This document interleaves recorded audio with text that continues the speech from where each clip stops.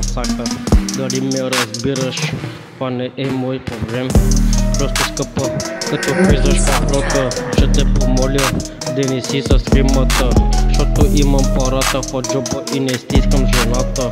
Обичам да има горо дупе и яко, да е малко по-стегнато, за да мога да пипам.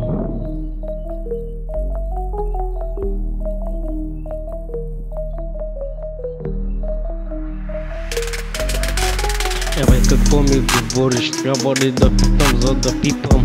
Не питам за нищо, всичко си го имам. И не, че някой нещо ме е дал, просто сам съм си го постигнал. Като дивака, няма как, motherfucker bitch. Да бе да, няма как, защото жената ми е пак в краката. По-добре да съм в устата, отколкото в краката. Не, че съжалявам за нещо, просто аз съм си чист в махалата.